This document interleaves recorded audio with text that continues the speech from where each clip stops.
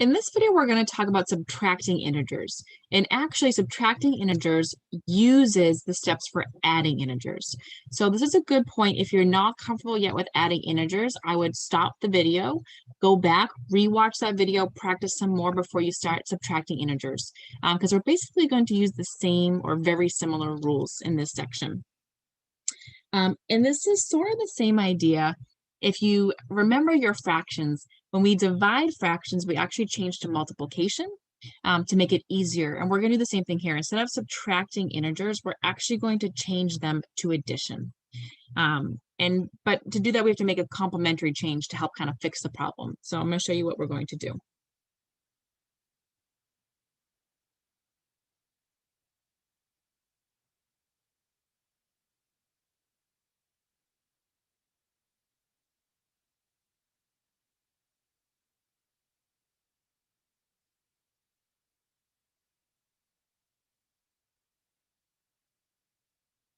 So we do have a rule here, and it says that if A and B are numbers, then A minus B is the same thing as A plus negative B, okay? So subtraction is the same as adding the opposite.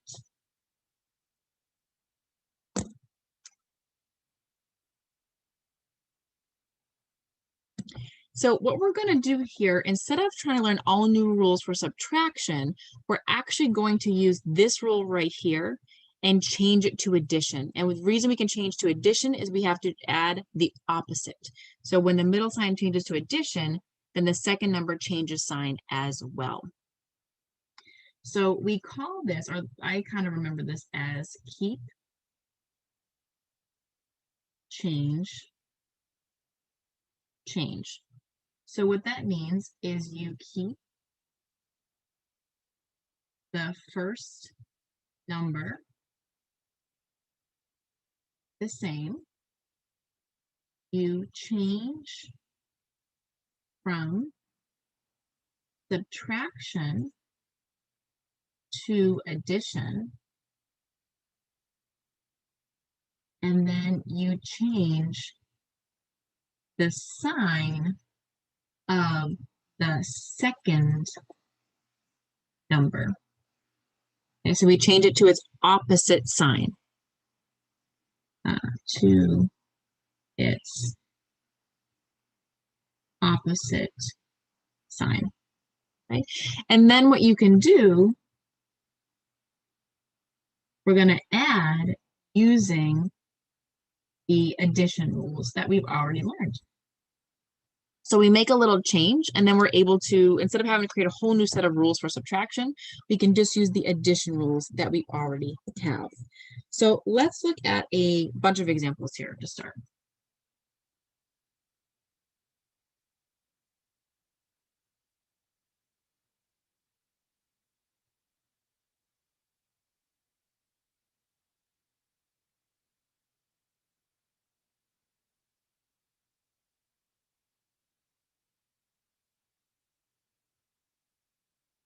All right, so we're going to go ahead and just use this rule, So we're going to keep I'm going to do the first example. We're going to keep the first number the same. We're going to change from subtraction to addition. And then we're going to change the sign of the next number. So that positive 3 becomes a negative 3. And then what we can do is we can use our regular adding rules. So here, remember your adding rules. If I have different signs, I end up subtracting the numbers. And I take whatever there's more of. So there's more positive, so I leave it positive. Okay. So if you need your addition rules, you're going to have to go back and review them. But really quickly, if it's the same sign, we add and keep sign. And if we have different signs, we subtract and take sign of ever there is number of. Okay, so again, if you need to go back and review, go watch that previous video again. But they're just the quick reminder for those adding rules. So now for the second one, keep the first number the same, change to addition, and change the sign of the next number. So here, my next number was +3, I made it negative. My number here is +7, I make it negative. So negative and a negative, they're the same sign. I'm going to add and keep the sign. Keep the first number the same, change to addition, and then change the sign of my next number. So it's going to be +10. So here I have 16. Keep the first number the same, change to addition, and then change the sign of the next number. So -4 becomes +4. So I have a +3 here. So I have different signs, so I subtract, but I have more positive, so it stays +3. Okay, so we keep the first number, always change from subtraction to addition, and then just make sure you change the sign of the second number. So here that +3 and 7 become negative, or that -10 and -4 become positive. Now, just as a little side note, for those of you who are more comfortable with this, I'm just going to rewrite the problems really quick.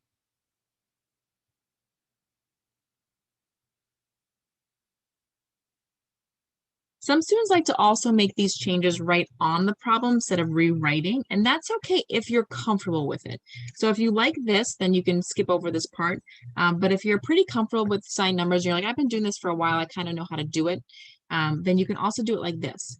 So you can keep the 5 the same, change it to addition, and then change the 3 to a negative. And then again, you still get 2. Keep the first the same, change it to addition, and make the 7 a negative. So instead of rewriting the whole problem, I'm just changing the problem instead, right on top of it. Here, keep the first number the same, change to addition, and make this -10 a positive. So 6 plus +10 is 16. And again, finally, keep the first the same, change to addition, and then change that negative to a positive. -1 plus 4 is +3. So this way is just a little messier. Notice that I'm doing the same exact thing. I'm just, instead of rewriting, I'm doing it on top of the problem. So if you can keep this straight, then that's fine to do it that way as well. I know that's kind of how I learned it, was to do it right on top of the problem. But if you find that you're making a lot of mistakes, and I do see students make a lot of silly mistakes trying to do it this way, I really suggest you just rewrite it. It'll be nice and clear for you to work with.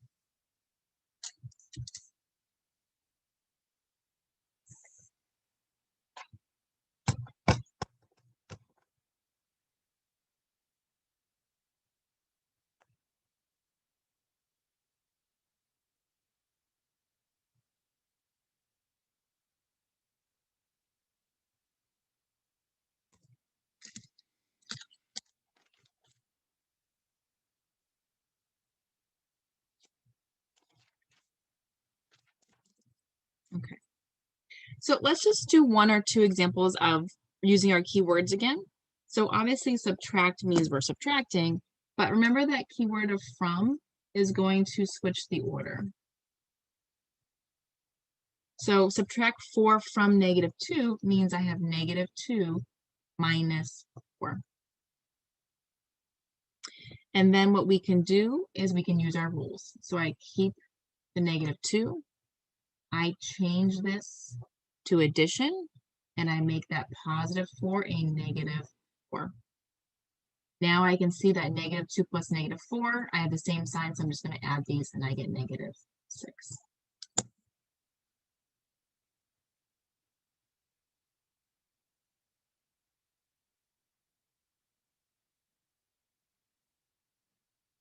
If I write something instead like subtract 4 and -2, I don't have that keyword of from. So remember, from and than, like less than, those are your 2 keywords that switch the order. So here I don't have that, so I'm just doing 4 minus -2. So I start with the 4, I changed to addition, changed the -2 to +2, and my answer is +6. So you can see that it's really important to watch the lingo here. So let's do -8 less 3. So I see the word less here, which means subtraction. I don't see the word than, so it's -8 less 3. So keep the -8, change to a plus sign, and the +3 becomes a -3. So -11.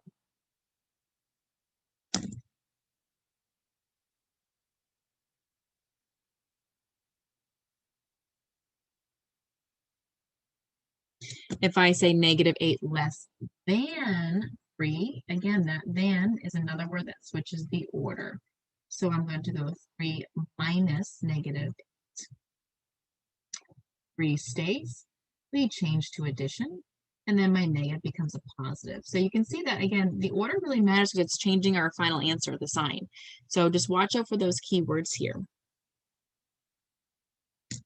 All right, I'm just going to do a few more examples just to keep practicing. So let's do an example that has subtraction and addition in it now. So how about 7 minus 4 minus -1 plus 6. Now, go back to your order of operations. When you have subtraction, it is not commutative. It is not associative. You have to go in order. So you do need to work left to right here. That is really important because subtraction is not commutative.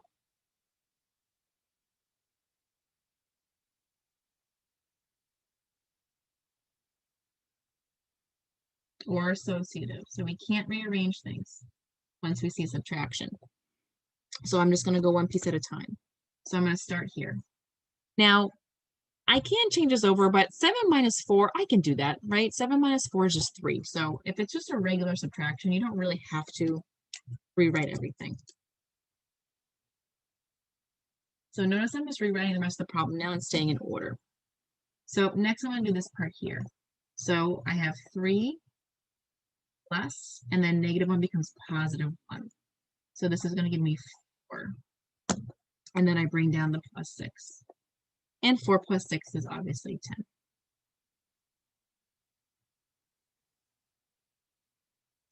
Now, if you're comfortable kind of doing your work all together and you don't find it too messy, what a lot of students will do is they'll go through and they'll change everything over right in the problem. So they would change the subtraction to addition and make the +4 negative. They would change this subtraction to addition and make the -1 positive. So that's another way to do this if you don't want to rewrite everything. And again, you're not making mistakes. That's important, is that you can do this without making mistakes from being, too sloppy. Then you can do it right on the problem. So now here you're still getting 3, and I'm getting 3 plus 1 plus 6. Here you're getting 4, and then you're still getting the same answer, but it's just saving you a little bit of writing along the way.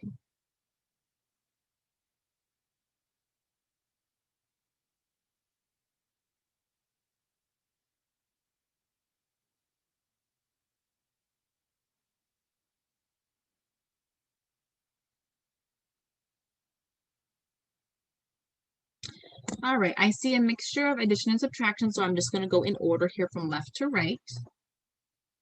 So I'm going to start here first. It's already addition, so I don't have to change anything over. And I have different signs. So I'm going to subtract. I get 8.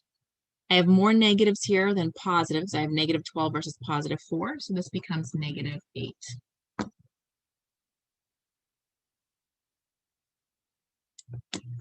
Now, when you're adding with 0, or even when you're, when you're adding with 0, whether you're adding with a positive or a negative, it doesn't matter. Adding with 0 is not going to change anything. So this is going to just say -8.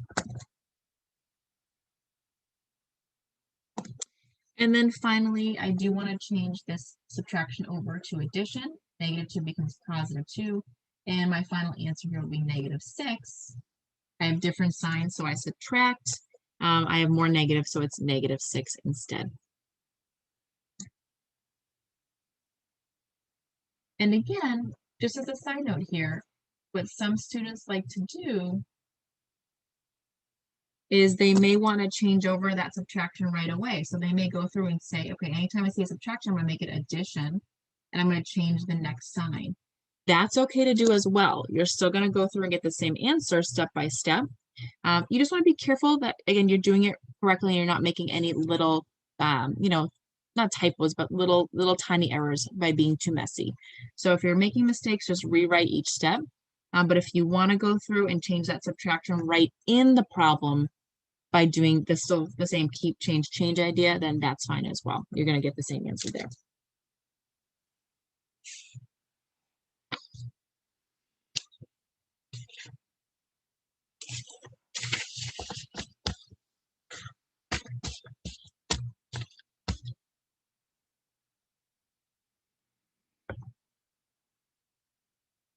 Let's say we want to evaluate,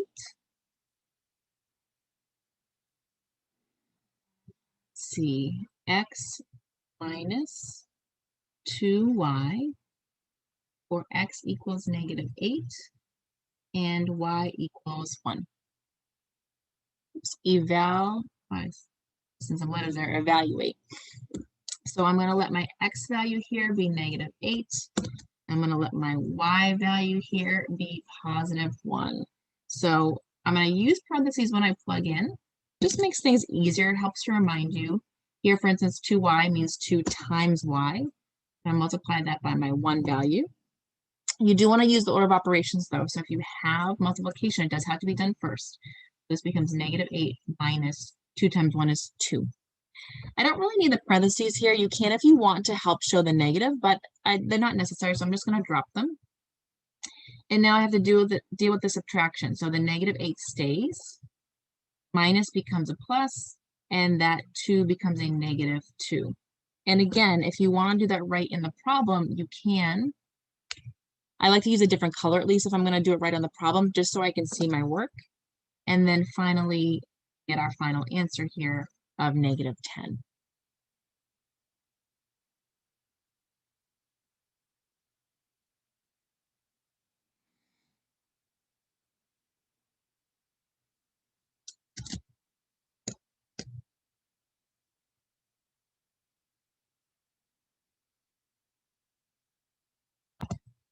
All right, I want to do one last example here and just do an application problem.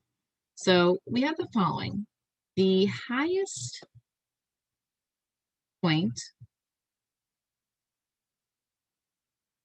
in the US is top of Denali at a height of 20,320 feet above sea level.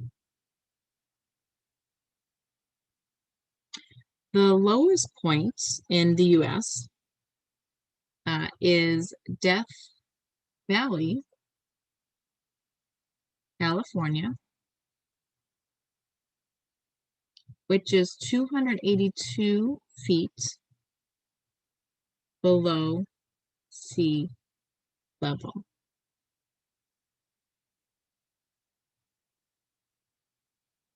How much higher is Denali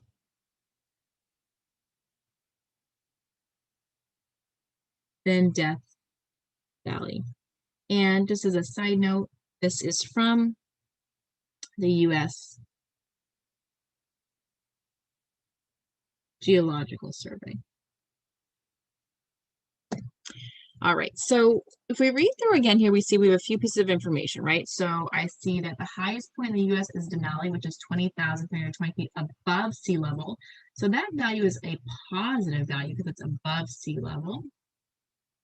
And then the lowest point is Death Valley, which is 282 feet below sea level. So that would be the value of -202 for feet, right? Because it's below sea level.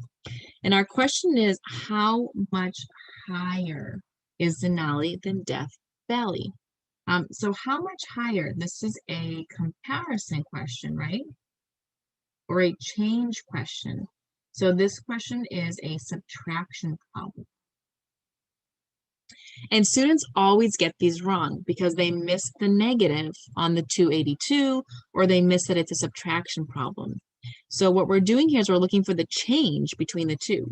So we're looking at, well, how big of a difference is it from 20,320 feet above sea level to 282 feet below sea level? So what's going to happen here is you're going to change to addition and change this to a positive. So you actually end up adding in this case to get the answer. And you could do this out. I'm going to save us a little bit of time here. And you're going to get 20,602 feet if you go ahead and add those together. Now, in case you're wondering why this makes sense, let's draw a picture. Now, obviously, my picture is not going to be perfect, but let's say I have a mountain here. Okay, so I have a mountain and then I have some land. So here's Denali, and I'm at 20,320 feet. Okay, and this is sea level. Okay. And then I go over to California, and I know they're not next to each other, but bear with me for the picture. And we have a valley, and this is Death Valley. And it is 282 feet below sea level. So notice what's happening is you have a distance of 20,320 feet there, and then you have another distance of 282 feet below sea level, or like underground. So even though you have a negative idea here, when we look at the distance is positive. You're taking that 20,000 on top and that 282 on bottom, and you're adding them together. And that would give you the total distance here. So that's why visually it becomes an addition problem. So it is a subtraction problem because we're looking at change. But because the second one is negative, you end up adding the two absolute values really here to find the total distance. So again, you have that idea that distance is going to end up being a positive in this case.